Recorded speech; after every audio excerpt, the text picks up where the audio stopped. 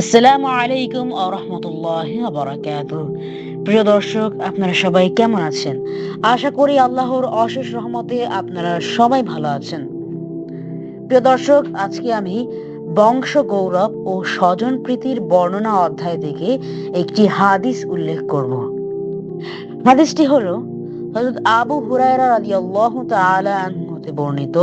তিনি বলেন, একদা হযরত রাসূলুল্লাহ সাল্লাল্লাহু আলাইহি ওয়াসাল্লামকে জিজ্ঞেস করা হলো, কোন লোক সবচেয়ে সম্মানিত? তিনি বললেন, আল্লাহ তাআলার নিকট সবচেয়ে সম্মানিত সে ব্যক্তি যে সর্বাধিক আল্লাহ ভীরু। সাহাবীগণ বললেন, আমরা এই দৃষ্টিকোণ থেকে আপনাকে জিজ্ঞেস করিনি।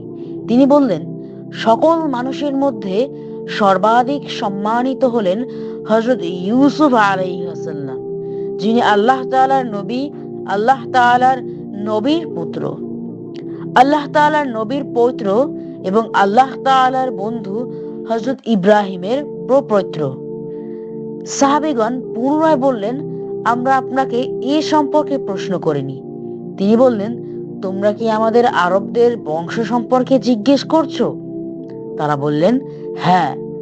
জবাবে তিনি বললেন, তোমাদের মধ্যে যারা জাহিলি যুগে সম্মানিত, তারা ইসলামী যুগেও সম্মানিত, যদি তারা দ্বীনী জ্ঞান অর্জন করে। বুখারী ও মুসলিম।